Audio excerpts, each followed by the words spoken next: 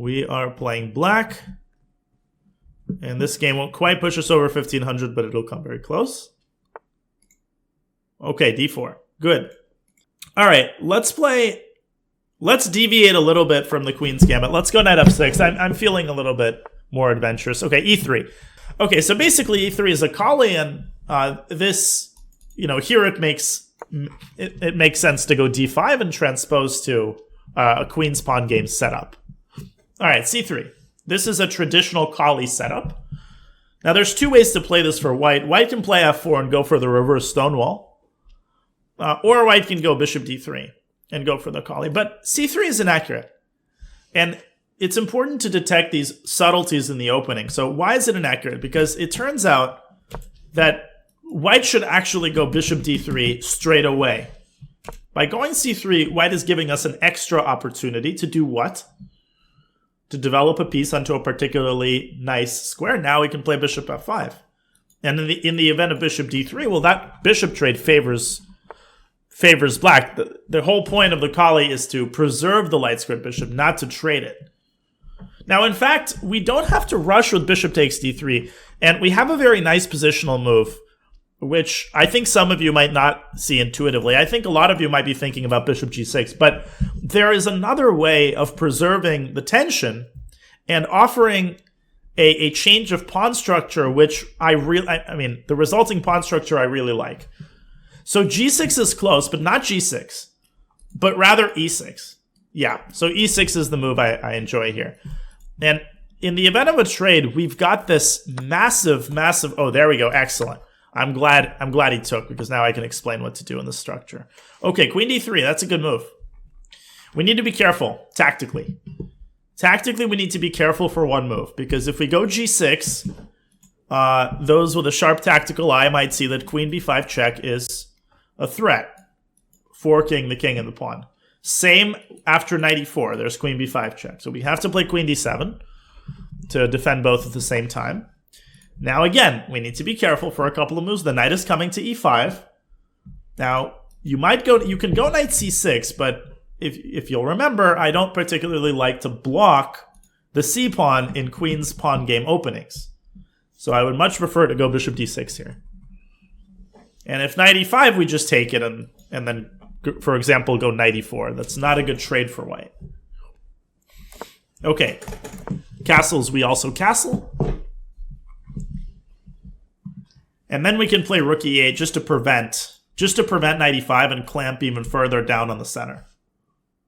And this is going to be the whole zen of our strategy, is the fact that it's hard for white to free himself. Good players know how to handle these positions with white, but I think in the 1400-1500 range, people aren't very good at dealing with being cramped. That's a good move, actually. Bishop a3 is the idea. This is one of the best ideas against this setup. Okay, well, what are we going to do now? Well, we can make several improving moves. I mentioned rook e8. I also like the possibility of centralizing the knight on e4. That's pretty self-explanatory. We could go c5 at some point, but in fact, I prefer to put the pawn on c6. I feel like c5 defeats the purpose of this idea. Remember that when you have a clamp on the center like this, opening up the center really goes against what it is you're trying to do. It gives your opponent more breathing room. So I like either rook e8 or knight e4, but I think the most flexible move here is rook e8. And if he goes bishop a3, I'll be pretty impressed. Rook e8 just getting the rook on a good square. No, g6 is not bad. You could certainly throw in g6, but it's also not really necessary. Our queen is doing a totally fine job of defending the pawn. Okay, so is knight e4 still possible? Is it still good? Can he take? It is. It is absolutely still good, because if he takes it, we take with a fork. Then, I think that we'll play c6 in order to protect the d5 pawn. And you might be asking then, well, what do we do with the b8 knight? We'll figure out a spot for it. The position is closed. We don't need to develop all of our pieces at once. We'll figure out a route for the knight. For instance, if we play pawn c6, we can go knight a6 back to c7. I'm sure you've seen that particular way of developing before. Okay, let's go c6. Reinforcing the d5 pawn. The other approach we could take is the queen has done its job on d7. Now it just looks awkward there. We can move the queen aside to a different square and then open up the d7 square for the knight. That, to me, is more palatable than going knight a6. Now, where should you move the queen? We've already talked about this concept. The primary point of moving the queen is to open up the d7 square for the knight. But if you're already moving the queen, you might as well try to accomplish something else. Remember that white's king in such positions is not the safest piece. You know, the white is really passive, so if we actually start an attack, we could potentially, that could be a way to play. So I like queen e6, yeah. Queen e7 or queen e6, but I particularly like queen e6 because the queen could swing to h6. You could do a queen lift. Now, I'm not saying we will. I'm saying that we might do it under a slightly different set of circumstances. So this brings me to an important point. I'll talk more about this after the game. Just because we're playing positionally doesn't mean that you can't attack. I think some people have a misconception about this, which is that, in this situation, I need to play positionally. But you can do both at the same time. You could play positionally and then decide to, at the right moment, transition to an attack against the king. That's totally normal, c4. In fact, I think that's what we're going to do right now. I think we've fully improved our position, right? We've put our knight on a great square. We've developed our pieces. Let's go. What are we waiting for? Time for the queen lifts. Queen h6. Now, we're not worried about the trade. The trade opens up the c file, but if you notice, we have all of the squares on the c file well protected. So I'm not worried about his queen infiltrating. It's not possible. We're defending them. Oh, this is great for us. This just closes things down even further, and it unties our hands for kingside action.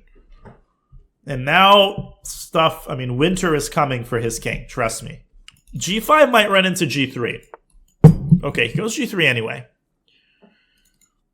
Now, in such situations, when you're attacking like this, you need to think in terms of drawbacks. What is the drawback of the move g3? And can we exploit it?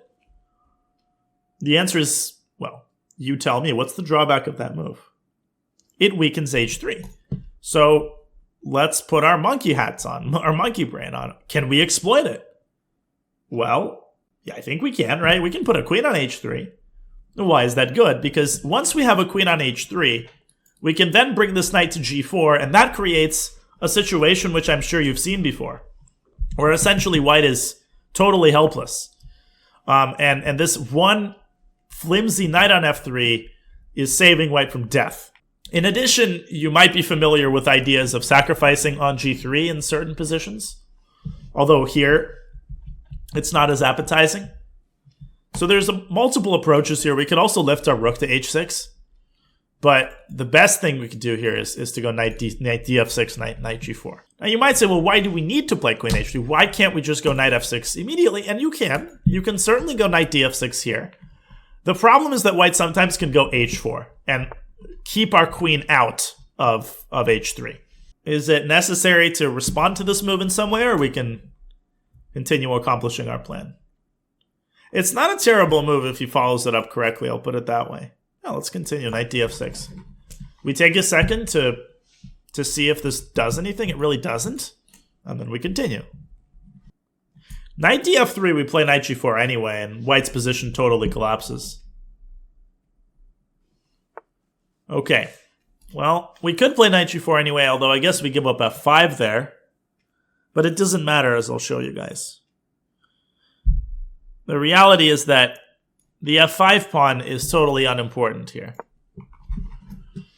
And this leads me to a very important topic of discussion, which is these situations in general with the queen on h3 and the knight on g4 are important. It's important to understand them from a tactical standpoint. The question is, what do we want to accomplish here with black? What is our objective? How are we going to win this game?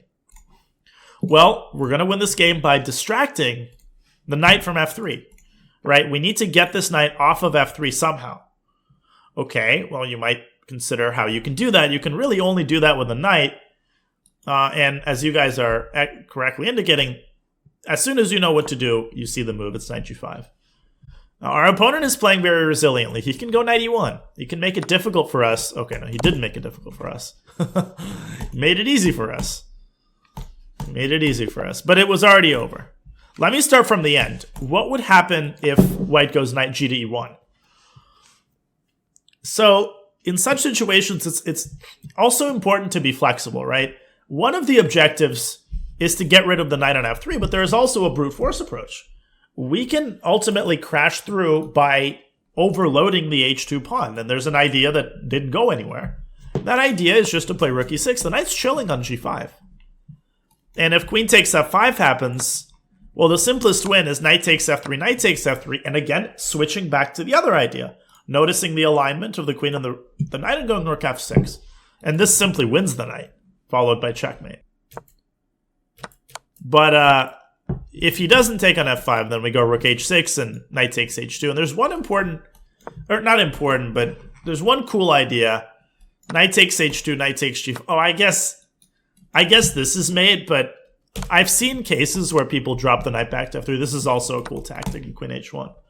This is all very easy. It's like target practice because there's no counterplay. That was pretty straightforward. So c3 is not a great move. Straight away, it allows us to get the bishop out to f5. And hopefully, through the lens of this game, you were able to understand why I like this setup. Why I like these pawns. It's like a Naroditsky bind shifted over. And ultimately, I think that our opponent played well initially. I think this was good. This was good. The way that white needs to handle this is to really open up the position as quickly as possible. b3 was even, this was good. This is where our opponent started going wrong. Now, as I said, I think the correct move is bishop a3 here. The point is that this bishop on d6 is an excellent piece. It's guarding e5, and it's also aiming at the king. So by playing bishop a3, white's offering a trade. Black can't really do anything about it. We would have played, sorry, no, c6 doesn't work. That blunders a pawn. We could play g6 here. And then white trades. And I still think black is slightly better, but if white goes c4 and then knight c3, I think that white's got a pretty reasonable position here, and it's certainly not going to result in checkmate. No, but here's the thing, is Savage Muffin. e5 is not a weak square. That's an illusion. You shouldn't be afraid of this. Because if you look very carefully, you can push the f-pawn up to f7, up to f6, and chase the knight away. So for instance, we could play knight f to d7, and if white goes f4, we go f6. And not only does this chase the knight away, but now the e3 pawn is extremely weak, and we could start doubling rooks on the e-file. Again, an example of how doubled pawns can be a good thing. Okay, so for that reason, you don't need to rush with the move knight c6. But you can... Sorry, adjusted. In certain situations, you could even consider taking with a pawn in order to defend the e5 square. So this is not out of the question. This would be interesting. Okay. So knight e4, good move. And this is where white gets too passive. Rook 81. Remember I said that this is typical for this level, for players of this level. Just sort of defaulting to these kinds of moves. But again, you know, the way a GM would think about this is white doesn't have time, you know, to bring pieces into the center and to make meaningless rook moves. You need to open stuff up and get play. And so I would be inclined to play c4 ASAP here, although it might already not help. This is a very nasty position for black, for white. But I would consider something like this, and then maybe something like this, at least trying to orchestrate some sort of counterplay on the queen side. So rook 81, queen e6, opening up the square for the knight. And we get it there. Now, to our opponent's credit, he did end up playing c4, but it was already too late. Already the position is dire. And I honestly don't really know what white should do here. I think white's already close to being lost. Now, in such positions, there's an interesting... First of all, c5 is the decisive mistake for sure, because now, with the queen side being close, that's it. I mean, white's just busted on the king side. Definitely c takes d5 is best. And one way that you can try to defend such positions, it doesn't work here, is basically to play knight takes c4, f takes c4, and knight e5. This is a good move against like a 1500-1600, because a lot of players in that rating range would automatically sort of take twice. And well, why is this bad? Because white's managed to trade all of these pieces.